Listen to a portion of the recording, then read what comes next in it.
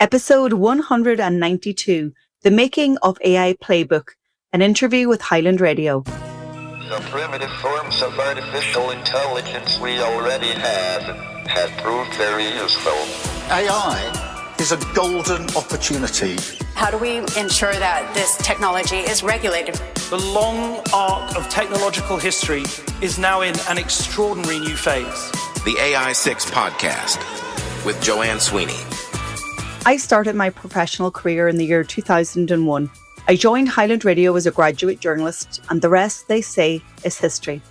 But I caught up with the station's business show host and Business Matters presenter, Chris Ashmore. He invited me onto the show to talk about AI Playbook, what motivated me and what people can expect. I can tell you it was great to have Highland Radio to be my first official radio interview on the book. And of course, don't forget you can order your copy now at aimarketingplaybook.ie. Joanne, delighted to have you on Business Matters as we talk about, well, not just your own business journey, but in particular your latest publication, the AI Playbook, the strategic guide to AI for marketing and communications. Lots to delve into here, but maybe if I could ask you first of all, and looking at the overview in the book, essentially, well, who is the book for? Well, it's designed for marketing and communications professionals, and I guess my career started with you guys in Highland Radio, and I've never really veered off course, I would say. I've evolved my skill set as communications, moved into digital communications, and now AI-powered communications, and so I've been working and training my peers in public and private sector for 15 years. And this is a handbook for them so that they don't feel AI overwhelm and that they can implement it with confidence and build the competency to develop AI skills that are absolutely essential for everyone. But it's really for my peers in marketing and communication. And before you actually sat down to write the first few lines of the book, was this something that you'd been thinking about for quite a while? Well, you know what, Chris? When ChatGPT was launched in November 2022, it was a moment in time that I recognized that my business and my industry was about to change. And I kind of thought about it and I said, well, listen, do I be a first mover and do I bring my sector with me? And I think over those next couple of months, I decided that yes, I would. So I began to experiment, practice, research. And then about a year ago, I decided that, like my previous 3 books, I said it was time to put pen to paper because I love writing. And I think if you produce a book and you provide information that is practical and applicable in the workplace, then it'll help you stand head and shoulders above the rest. And I'm in a competitive marketplace. And so the book is an aid, not just for my peers, but also for me, to kind of get me recognition and authority here in Ireland, but of course across the world too. And there was kind of a lovely moment. And, you know, we've all these old bands coming back. And, you know, I was listening to Disco 2000 and it brought me back to the year 2000, Y2K, when we thought that, you know, when the clocks struck midnight in 1999, going into the new year, that everything would just collapse, and it didn't. But around that time, I was studying journalism in the University of Galway, and I was learning shorthand, and I was learning touch typing. And I just had this moment of going, oh my God, that's 25 years ago. I haven't used shorthand since my days in Highland Radio. And I am a good touch typer now, but now I also have AI assistance. And it just was, and that's how I opened the book, bringing people into that journalism classroom back in the university. And we've just come so far in terms of communications and marketing and where it is. Is it fair to say in some respects a lot of people are maybe a little bit fearful of AI and what lies in store? It's somewhat disruptive, but it's all about being able to adapt and evolve, and it's vital if you want to move with things, you have to simply learn the new skills. Yeah, it's the biggest technological revolution, greater than the smartphone and the internet itself. And one way I can maybe illustrate that for your listeners is that You know, it took Netflix 10 years to get 100 million users. It took ChatGPT 18 months to get 800 million users. It is now a tool that is used by so many people every single day, and also the exponential growth of the technology and what it can do for us. And people are right to be afraid, because in the wrong hands, the technology is dangerous. But what I'm trying to do is to encourage and empower people to use AI for good, because let me tell you, we need more people on that side of the fence. And what I want people to understand from the book is that it is an assistant. It might augment your role in that we'll have more free time for creative thinking, you know, for writing, for strategy, and then those drudge, repetitive, menial tasks that none of us enjoy doing, we can give that to our AI assistant. So I would say that the way to get out of the fear is to understand the technology and then start playing with it, practicing it. And once you see the value, you will embrace it. So the book is also there to take away that fear. And as you say, this isn't a book you simply read. It's a book that you work with, and you also state, well, here's the reality. If we don't step up, we risk being left behind by those who do. This book is your wake-up call. So those few lines, that sums it up in many respects. It does, but it's also reflective of how industries are changing. So you have the likes of the World Economic Forum and LinkedIn producing studies. And now what employers and recruitment companies are looking for in terms of skill sets, they're looking for people who understand AI and can use it in practice. And it's not about AI taking your job. It's the people who understand AI that's going to take your job. And let me tell you, you don't need to be technologically minded. In fact, anyone can learn it very, very quickly. And what is important is that it helps you lean into your zone of genius. So let's say I was using ChatGPT to ask it about biomedical science. I would have absolutely no idea whether it was hallucinating and making it up or giving me something that's really concrete and adding value. But if I ask it about my world of communications, digital marketing, you know, pay-per-click advertising, I can use it as an assistant because I am the expert in those fields. And so it's remarkable. You probably have some listeners who are using it even in their personal lives for recipes or for organising holiday itineraries. And many of the tools are absolutely free. And what I think will draw many people into the book, they may pick it up at the beginning and start off with a degree of curiosity, but you've questions and prompts throughout the book, and you know that acts as a catalyst to get people thinking about things, and maybe they might go off on their own tangent, but at least they're generating the ideas and thinking more about it. Yeah, what I've learned from being in a classroom with people and teaching them is that you just see the white of their eyes as that curiosity builds. And when the penny drops of how they can use it in practice in their workplace, they get this sense of being empowered and excited. And that's how we should feel. And so the book is aimed to be as jargon-free as you can when we have a whole set of new words and terms that we need to learn. But I'm a very practical and conversational writer. And I think it's not overwhelming. It has an index at the back of the book, so you can go to any word, get into any page, look at the chapters, and definitely dip in and dip out. A lot of people would just keep my books on their desk and use it as an aid. And so I think that, you know, if you really want to get over fear, get over overwhelm, it will be a really good support from you. And I promise you, you will be completely AI literate. And if you take on the tasks that I encourage you to do with the step-by-step guides, you will become completely AI competent. So that's the promise. And I guess I put all of my knowledge and experience and practice into a book, and it feels great to hand it over to people and to give them that confidence and competency. Absolutely. I note one of the chapters is titled Leadership in the AI Age, and you say the future of marketing isn't human versus machine, it's human with machine. And I suppose when you actually think about that a little bit more, that makes so much sense. It is. And I was in Harvard Kennedy School recently doing one of their summer executive education programs on AI and public policy.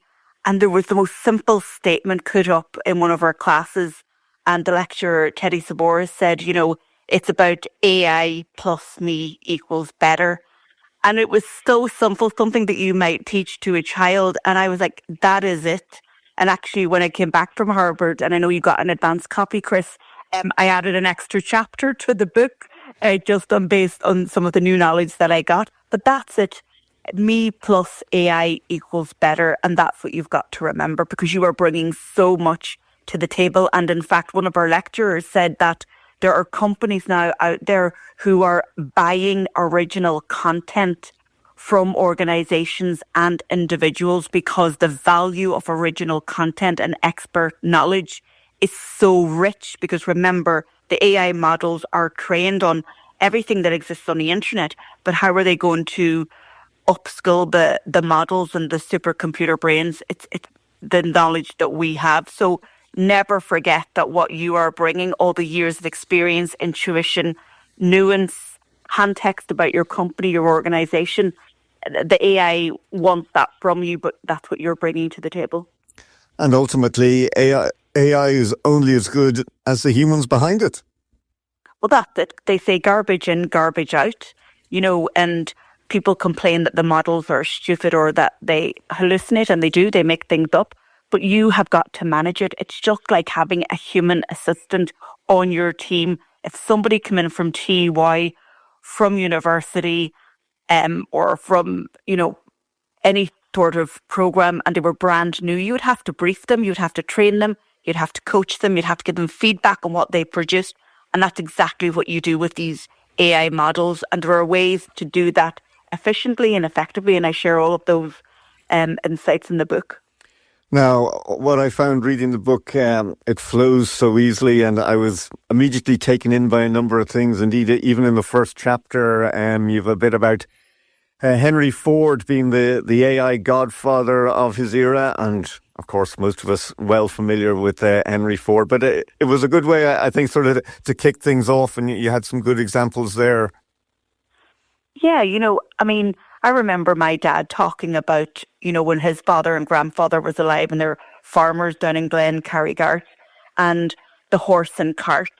And then you had Henry Ford bringing in the automobile and mechanizing everything. And that was the first technological revolution. They were all afraid. They wondered what would happen, with now these motorized vehicles on roads and potentially replacing them. But absolutely not. And so, I did think about Henry Ford in my writing and even in my work, because people had fear, and this is just natural evolution. But what we do need is we need people to embrace it and not to step away from it, because it is here. And another point that I would make in one of the chapters, I explore how different countries and continents are adopting AI. And in Ireland, we have a strategy, and it's called AI Here for Good. And people should Google that and have a read of it. And every country in the world now has some sort of AI policy or legislation or strategy. And that's what's going to drive our economies, but also with humans at the helm. So we need the people to power the bots and not the other way around. And it's an opportunity for everyone to get involved. And actually, it's very low cost. The technology before this was hugely expensive. And so AI is kind of giving a level playing field to people. And we are going to see solopreneurs who are building billion-euro companies. Such is the accessibility of this technology.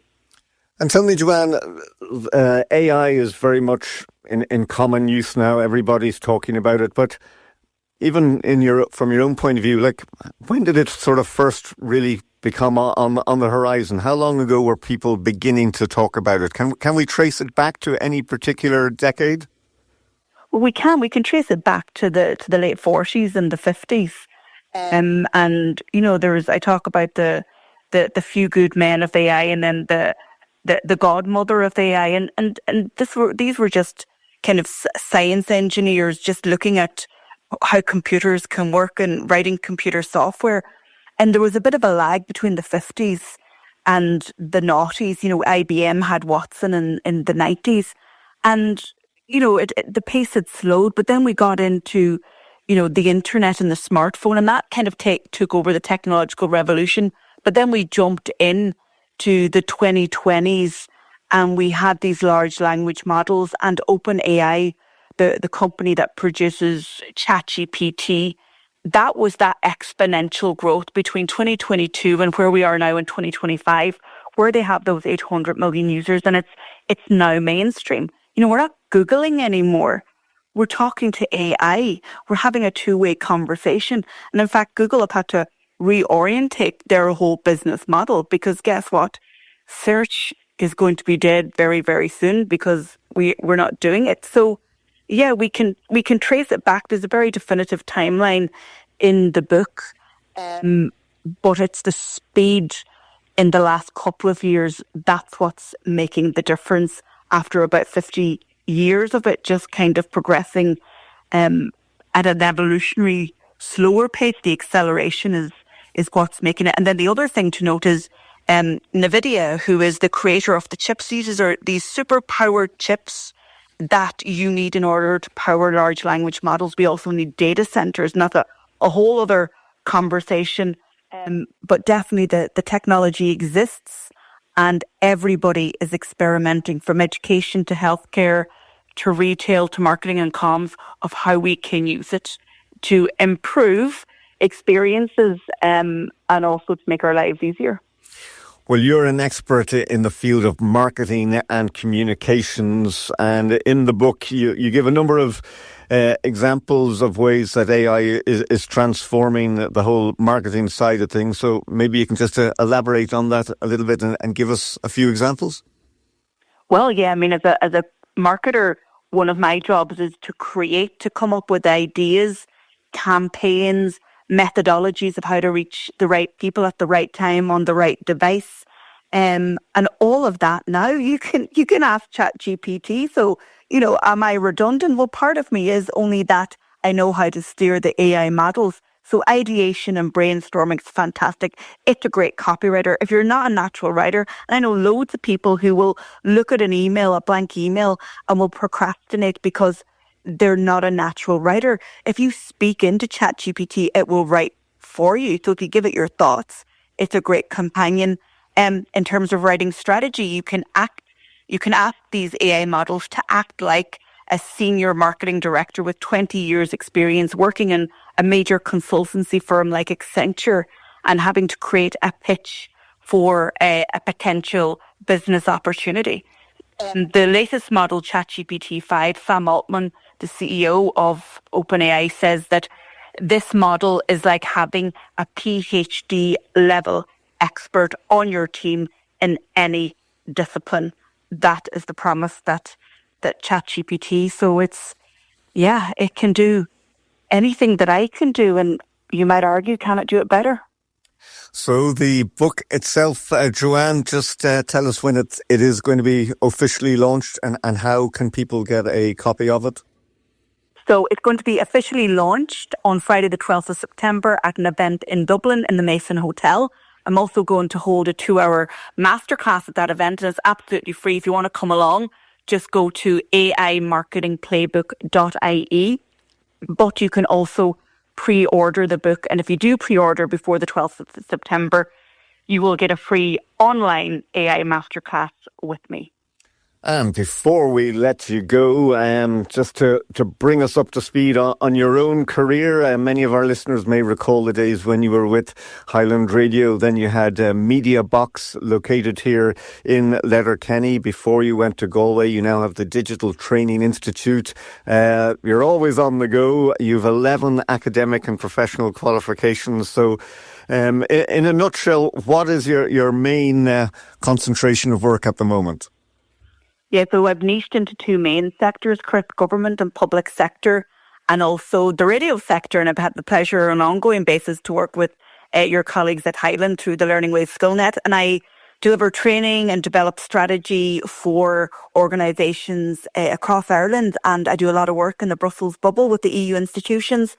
And the week before My book launch, I will be presenting at a government conference in Las Vegas, where they'll have 600 attendees. So, bringing the gospel according to Joanne and AI across the world is hopefully what I can and continue to do for years to come. Yeah, and you've never been afraid to negotiate hurdles, no matter how high they may seem. And that's part of, I suppose, your advice to people. Look, if you have a dream, if you have a talent, if you're dedicated and you can put in the hard work, you can achieve so much. Oh, you can, absolutely. And what I've learned over 20 odd years, Chris, of working, and 15 of those maybe being self-employed, is, the days when I believed in myself were the days that the needle moved. And it's really, really important. And surrounding yourself with people who are not just yes people, but, will ask the right questions of you, but will help you in the good days and the bad days. And yeah, self-belief has been one of those things that I've tried to hang on to, and not to be afraid to try, and also not to be afraid to fail, because the biggest lessons are when you lose, not when you win. And Joanne, just before I let you go, the private sector, the public sector, is one likely to embrace AI more than the other, do you think? Yeah, I think the private sector is definitely going to be a faster mover than the public sector. However, the Irish government has in its AI strategy that they will have all public and civil servants AI competent, literate and skilled up by 2030. So they are ambitious. We do have a Minister for AI, Minister Niamh Smith. So they do have big plans, but I suspect because there's early commercial wins, the private sector will be taking advantage much more quickly. But ultimately, going forward, I take it you'd be pretty upbeat and positive about Ireland Inc. and where we are going. Oh, absolutely. And even when I was in the United States, I was only one of 3 Europeans in that class of 73. I mean, Europe has the most robust legislation around AI. Ireland has always been seen as a leader in tech. Our highly educated teams, our ability to be agile with technological advances, and I think our reputation for being the EU home of big tech, we have to take this opportunity, and it is for everyone, no matter of your age, your educational background, or whatever industry you are in. This opportunity is going to give you a massive return if you just step into it. And that's really my plea to your listeners, is take advantage, because there are wins for you.